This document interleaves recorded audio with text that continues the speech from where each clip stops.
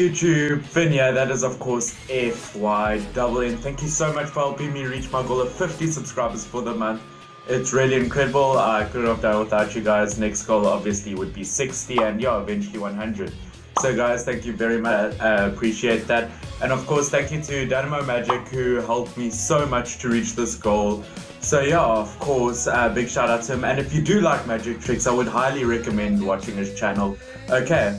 So obviously I've done this with the English team before, so go check that video out if you do enjoy this one yourself.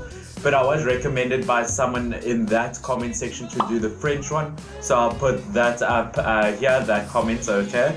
So obviously this is a 5-year thing, okay? So what will the French team look like in 5 years? Will it be a very good, strong team? Because obviously, just like the English team, lots of the French players are very young in the squad. And bar 1 or 2, it's actually very similar to the current squad. And I want to ask you guys, just please put down in the comment section below if you think I should put a limit on the age here, because lots of these players say they're 25 in 5 years time they'll be 30. In future, should I do a thing where in 5 years time they'll still be younger than 30? So currently all 24 and younger players, if that makes any sense. Okay? Now obviously this is a huge squad and lots of numbers, statistics that I'll get into, and obviously guys, just share your opinion down below, and yeah, I'm very interested to hear that, and yeah, just share your opinion. I'd really appreciate that. Of course, Instagram, Facebook, all that stuff. And yeah, let's get right into the video. Okay, so let's start off with goalkeeper Areola, who of course, I mean the goalkeeper, not the, well, yeah, that. So obviously unfortunate name, but very good goalkeeper, been at PSG. I mean, obviously gone out on loan many times, but at PSG since I believe 2006. He has had only 2 French appearances, which of course he's not kicked out, blocked out the French national team because of all the really great French goalkeepers who are sadly moving on. The only real competition I would say that he had was Lafont, but I think there's this whole thing about him having a nation change now.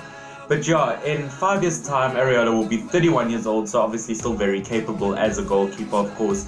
He has gotten League 2 Goalkeeper of the Year before in 2014, I believe.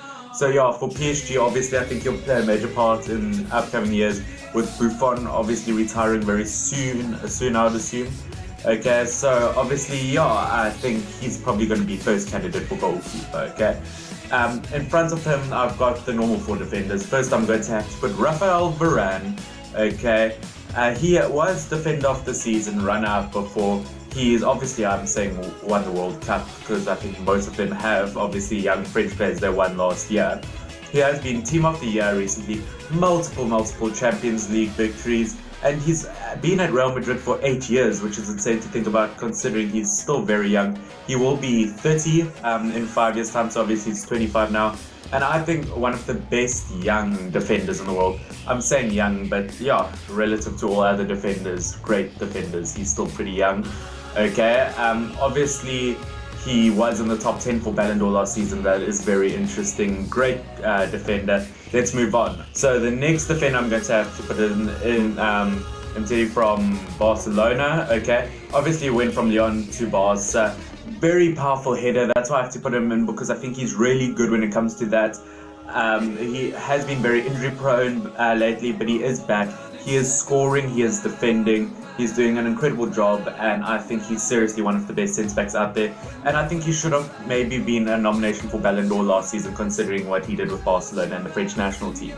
Okay, now I've got to go with right back with Sidibe. Obviously this is a very controversial one, because Monaco is not doing very well, and I think he has to leave Monaco to be able to become a really great right back in the world, okay?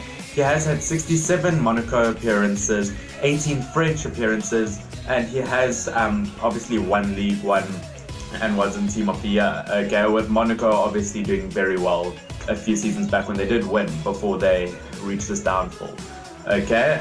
So yeah, left back I'm going to have to put Lucas Hernandez, the man who's just made a Bayern Munich deal, so he will be moving there as soon as possible.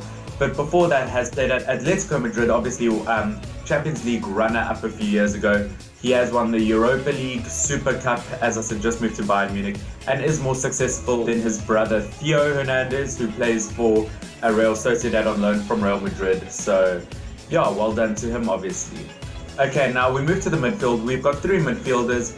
And we've got Paul Pogba. Paul Pogba will be 31 in 5 years' time. Obviously, he won the World Cup last year, won the Under-20 World Cup, 66 appearances for France and 10 goals for France. Okay, he was Golden Boy in 2013, obviously played for Juventus, and was 10th place in Men's Player of the Year 2015. Saying that, I think he's had a huge transformation under Solskjaer, but now that Solskjaer is at the wheel at Manchester United, I have to say it's time for Paul Pogba to get a grip of things and really pull himself up, because he can't have the team and just the idea of a new manager pulling him up. He has to work really hard to maintain a status of a really good player, of course. Okay, now my centre defensive midfielder, because as I said, I've got 3 midfielders, has to be Conte from Chelsea. He's actually the oldest one in the squad, age 33 in 5 years' time. Day of recording, it is actually his birthday. He has turned 28 today. So happy birthday to him. Obviously 2 Premier Leagues, one with Leicester, and that got him a move to Chelsea, and then he won the league with Chelsea the next year. As I said, incredible defensive midfielder, team of the year multiple times, and I really think if I had to build a squad around anyone, it might be a player like him. Obviously, Sarri's been playing him in the wrong position at Chelsea, and his best position is a defensive holding midfielder. And yeah, as I said, he will be 33, but Blaise Matuidi is 31, and he's still doing well, and I think Conte is better than him.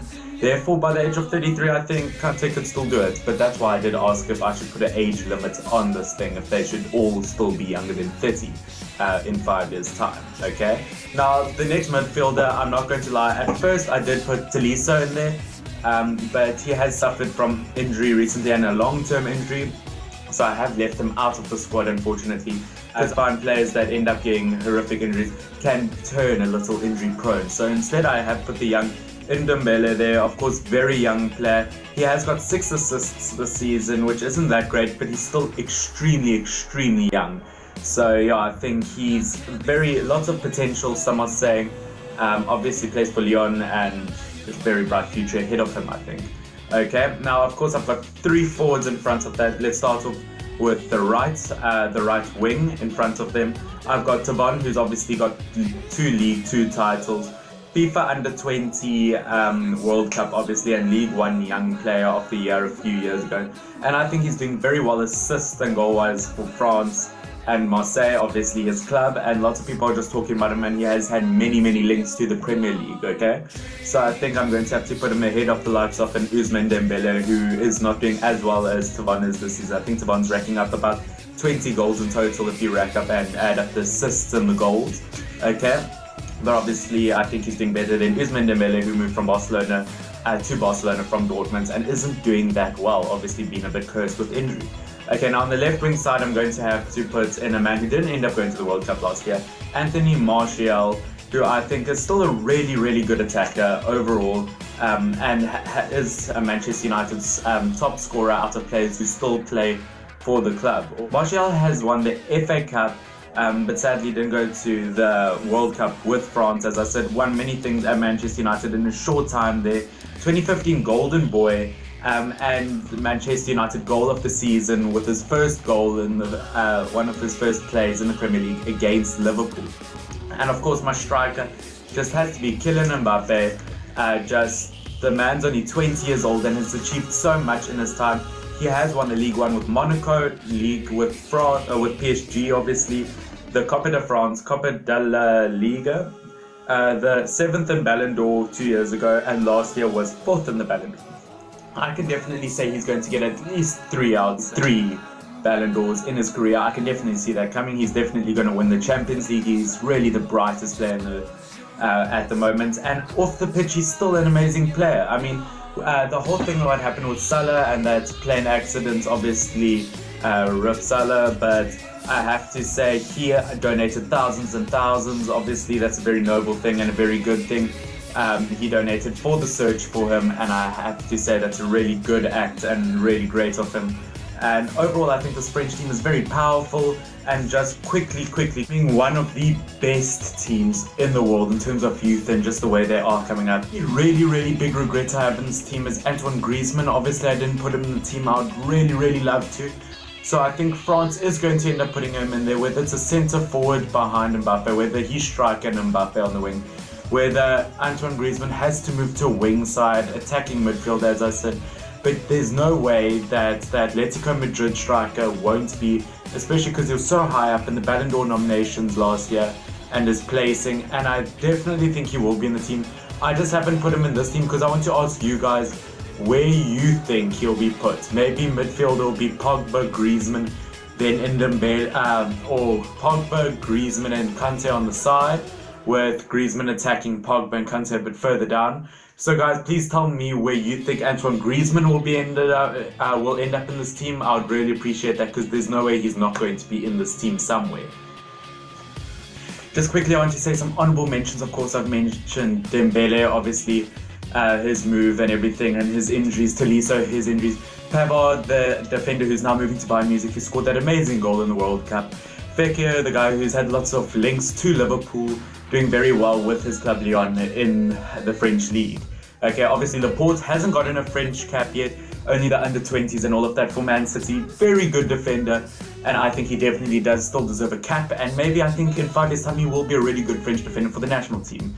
Obviously, Theo Hernandez I mentioned obviously before. Rabiot, obviously, I don't think he's quite ready to overcome any of the current players now. He might be in front of Ndombele now, but in the future we never know.